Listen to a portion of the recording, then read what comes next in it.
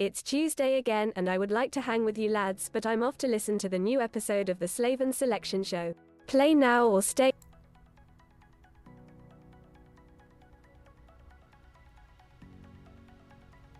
Dear Kato, I am going back to Japan. We have faced wind and rain together and fought in a hailstorm of bullets together, and you died instead of me, and I am going home in safety. Kato died with a smile for his country, as depicted in a memoir authored by Tadayoshi Sakurai. Did he die in vain? How many of them did? Well, during the extended siege of Port Arthur, the Japanese sustained significantly more casualties than the Russians, with roughly 91,000 Japanese casualties compared to approximately 31,000 Russian casualties. This is the first episode of the Unusual Conflict series, which may someday become its own show. While I'm writing this, Russian forces fired an ICBM Topol test missile from the Kapustin Yar rocket launch and development site. At the same time, Iran fires 300 missiles and drones at Israel. I can look at the stars, but the bloodshed continues, so I have to look down. Apart from several failed attempts to reach Mars. And they also have a fortunate landing on Venus. But altogether, generally speaking, the Soviet space program was quite good. Whatever Americans might say about it, the first woman, first person of color, and first sad dog in space were all sent by a communist state in the past. Therefore, the massive red machine exists or existed. The reason history happened the way it did is merely a theory. While Russians are threatening using their favorite phallic symbols, France is actively preparing for a serious naval conflict. The French Navy is moving its training away from policing missions and toward preparing for war against opponents that want to destroy them, according to Admiral Jacques Mallard, head of France Carrier Battle Group. The French Rear Admiral and the commander of the French Rapid Reaction Maritime Air Force is not wasting time. His biggest concern might be the French islands of La Réunion and Mayotte, which are close to Madagascar. Roughly 25,000 Chinese live on the island, making them one of the region's largest Chinese communities, along with Chinese South Africans, Chinese in Madagascar, and Sino-Mauritians. However, I doubt it that France is raising readiness because of the Chinese. The situation with Russia is also not good. The Russian-French relationship has a complicated history of rivalry for influence, economic conflicts, and ideological disagreements, resulting in periods of both collaboration and conflict. And the situation in Ukraine isn't helping at all. And I have to say, I must give credit to Arthur Rehi, an Estonian military blogger who alerted me to the fact that there are more French former colonies in Africa, as well as the increasing number of post-Prigozhin mercenaries who might be eager to inherit the same assets. At least there is no reason to be concerned about Saint-Pierre-et-Miquelon. The Newfoundland Coast Guard and Canadian Rangers can probably take care of it on its own. The Russian Navy, which has sustained significant casualties over the past 2 years, serves as the best illustration of this. During the Russian invasion, the Russian Navy sustained major losses, and the most notable loss was the sinking of the Black Sea Fleet's flagship, the guided missile cruiser Moskva,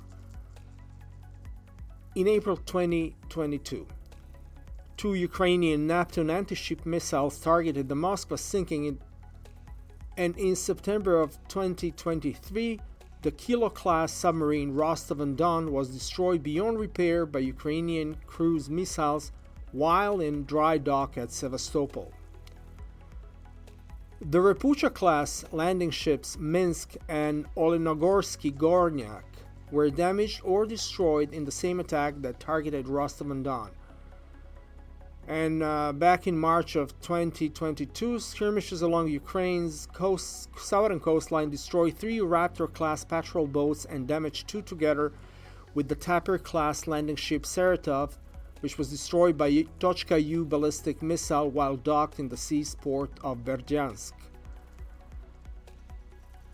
According to Ukrainian Navy spokesman Dmytro Pletenchuk, the Ukrainian military believes that over 30% of Russia's Black Sea fleet has been crippled since the start of the full-scale assault in February of 2022.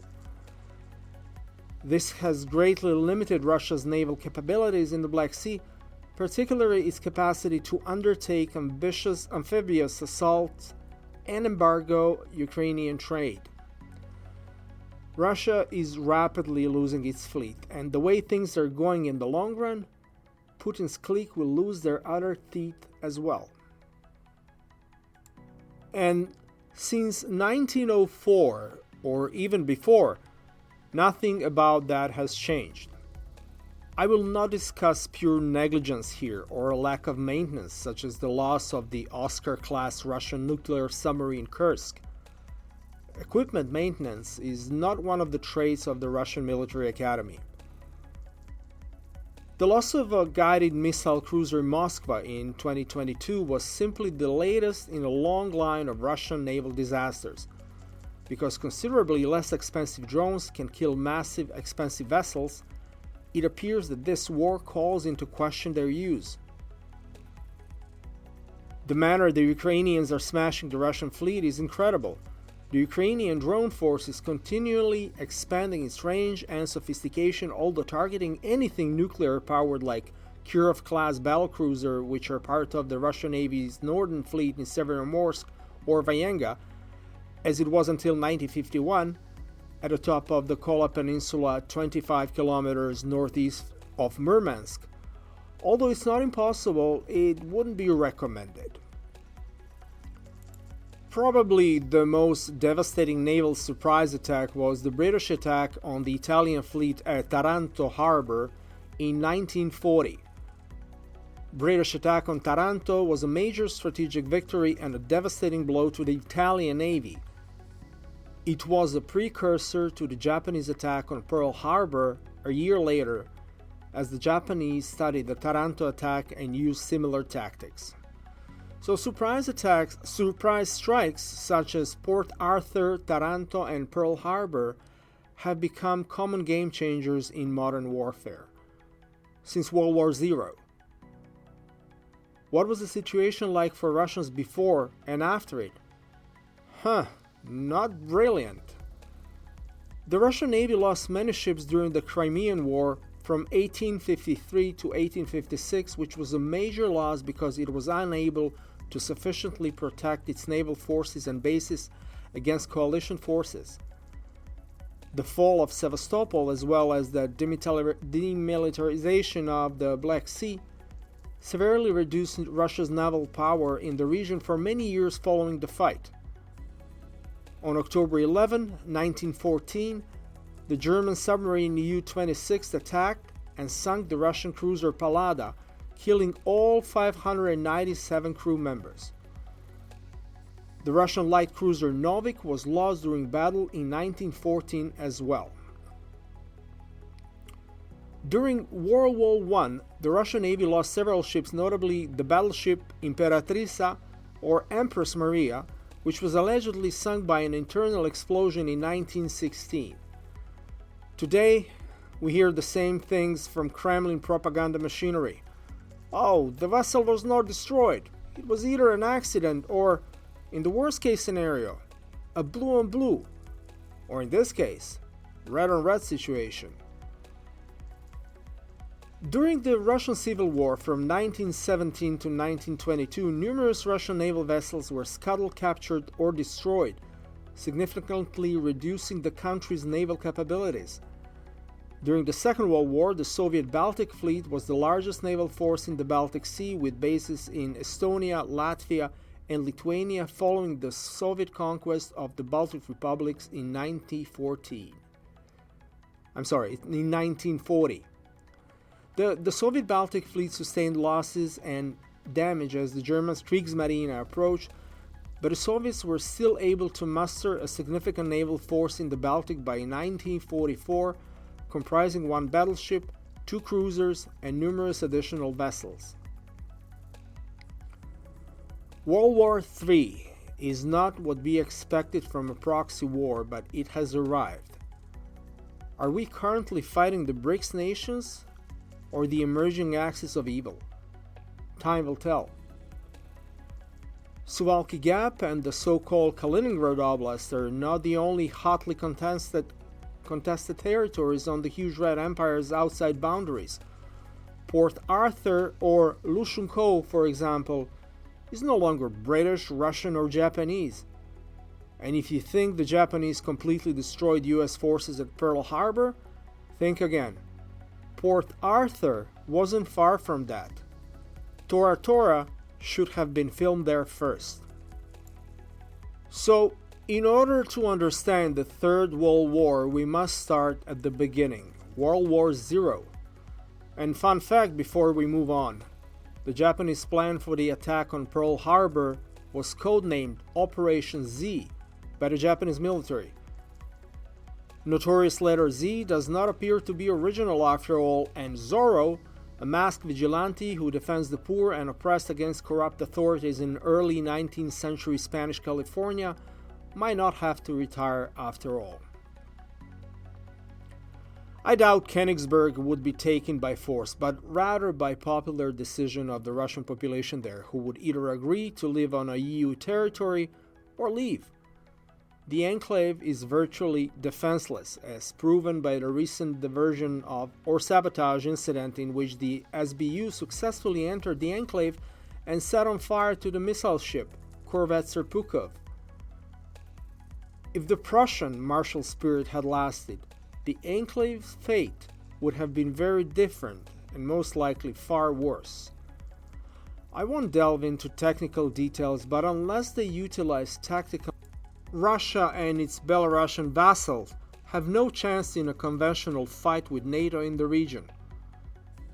Hopefully, the Big Red Empire will crumble when the Ukrainian flag rises over Sevastopol, which is, among other things, critical to Russia's naval power projection in the Black Sea, allowing it to support operations in areas such as Syria, because if there is one place they want to put their paws, it is the Mediterranean. Russia's interest and involvement in the Mediterranean region began in the 10th century when Kievan Rus merchants dealt with Constantinople. Jacques Mallard and Jacques Cousteau would be equally worried about ecological and imperial Russian policy. Prior to the outbreak of World War I, Imperial Russia's foreign policy goals included increasing its regional influence and power. Prior to World War I, there was World War Zero, also known as the First Modern Warfare. Just 10 years prior to conflict with Russians, Japanese committed war atrocities against the Chinese population on the same place during the First Sino-Japanese War, an event better known as Port Arthur Massacre. Reports of a massacre were first published by the Canadian journalist James Creelman of the New York World. According to the account by Makio Okabe, a member of the Japanese 1st Division, when the Japanese troops entered Port Arthur, they saw the severed head of a Japanese soldier displayed on a wooden stake. This filled them with rage and a desire to crush any Chinese soldier, and for too many reasons, Port Arthur appears to be a pivotal point in geopolitics, and Russians, just like Japanese, lost it after all. You want to know what caused this? It was the Treaty of Shimonoseki. It's the Treaty of Shimonoseki, which was a peace pact signed in 1895 by China and Japan to conclude the First Sino-Japanese War, which lasted from 1894 to 1895. The essential elements of the agreement were surrender of Port Arthur to Japan, and the treaty obliged China to relinquish the Liaodong Peninsula, including the port. However, immediately after the pact was signed, Russia, Germany, and France interfered, compelling Japan to restore the Liaodong Peninsula to China.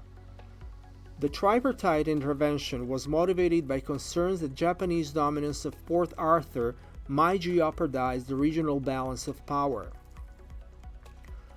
Following the tripartite intervention, Russia was able to compel China to lease Port Arthur and the Liaodong Peninsula to Russia for 25 years in 1898, and this enabled Russia to build a naval base and a railway link at a strategically important Port Arthur, setting the foundation for the subsequent Russo-Japanese War.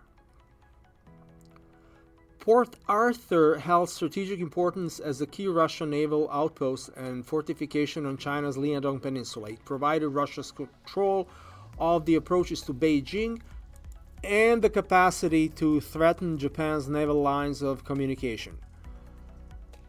Capturing Port Arthur was critical for Japan's security interests in the region. Japan conducted a preemptive strike on Port Arthur before a formal declaration of war, hoping to catch the Russians off guard and cripple their naval forces. This was part of Japan's strategy of adopting daring, deceptive techniques to obtain a military edge. Japan viewed the attack on Port Arthur as an opportunity to demonstrate its military superiority and assert regional control over Russia.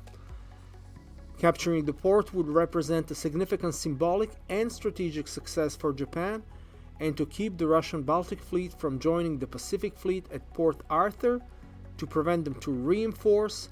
Therefore, it launched the offensive to destroy the Russian naval forces before they could be replenished. This paved the way for a greater Russo-Japanese War that followed.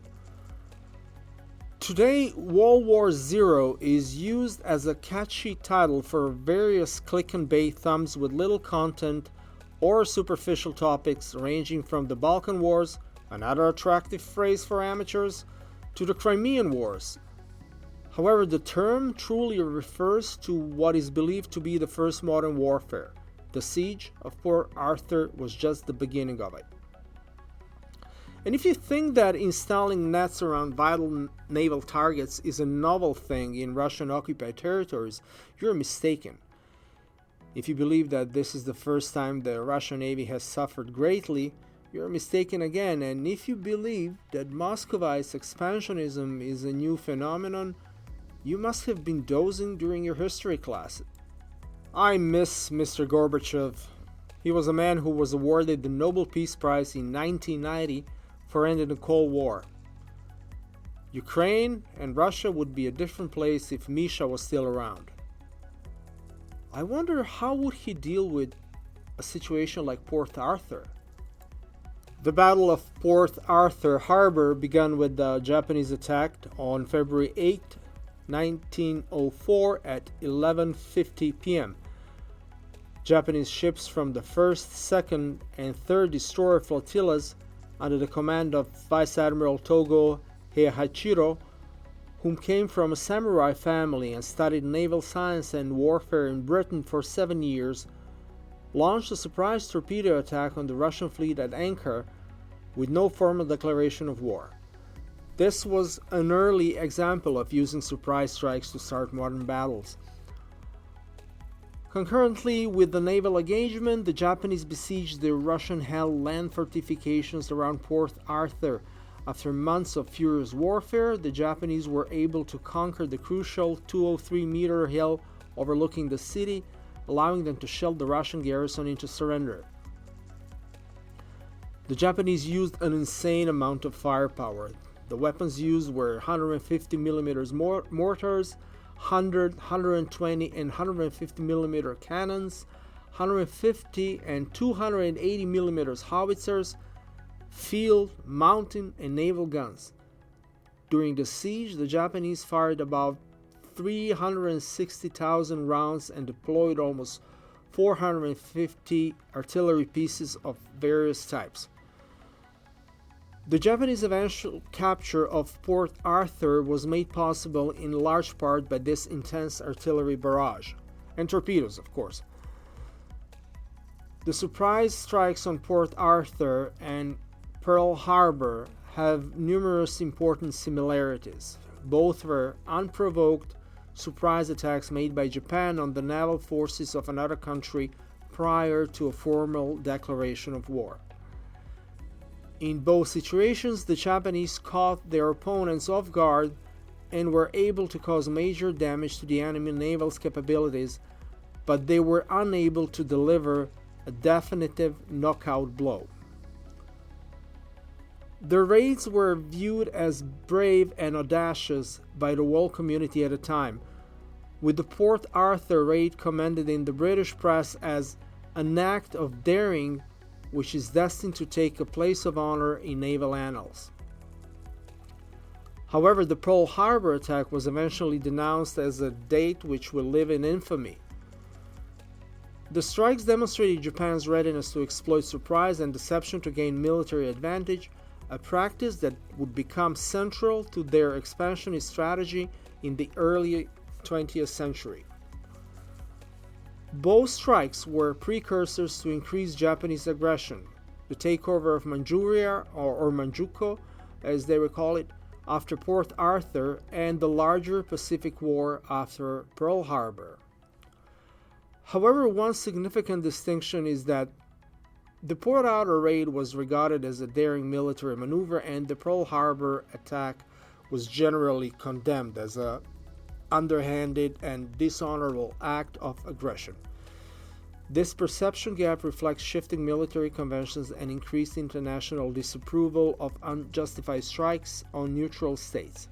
However, I partially disagree with the term because I believe it has been politicized. The collapse of Port Arthur dealt a significant blow to the Russian war effort. Port Arthur's strategic location on the Liaodong Peninsula, commanding the entrance to the Yellow Sea, made it a highly sought-after prize for major nations competing for influence in East Asia in the late 19th and early 20th century. Both Russia and Japan wanted control of the city, sparking battles that shaped its volatile past. And some of the key points during the siege of Port Arthur were trench warfare emergence. Both sides made considerable use of trench systems and fortifications during the fight, anticipating the trench warfare that would become a defining feature of World War I and war in Ukraine today as well. This made frontal assaults highly expensive for the Japanese. Then there is a machine gun supremacy.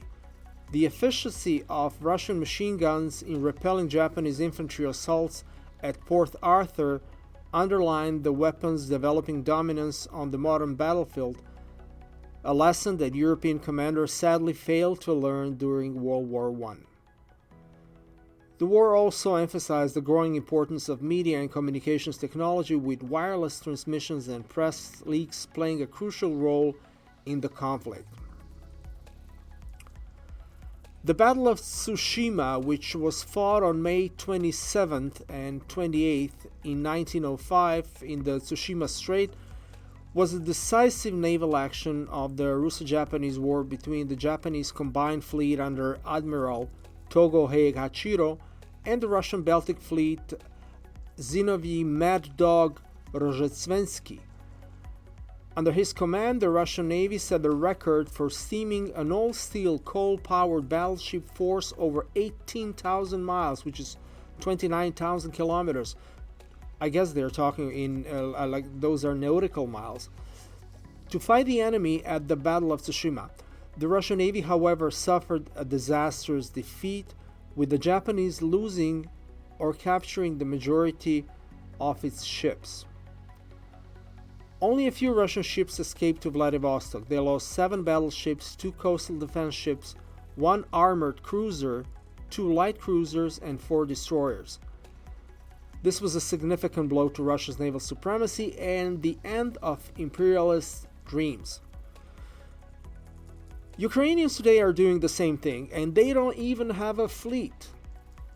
The Russian sailors' future appears to be devoid of hope, with nowhere to hide from Königsberg to Chishima. Let us hope for some political reform in Moscow. The Battle of Port Arthur was a watershed moment in the Russo-Japanese War of 1904 to 1905, signaling the start of the conflict and predicting many of the technological and tactical advancements that would define contemporary warfare.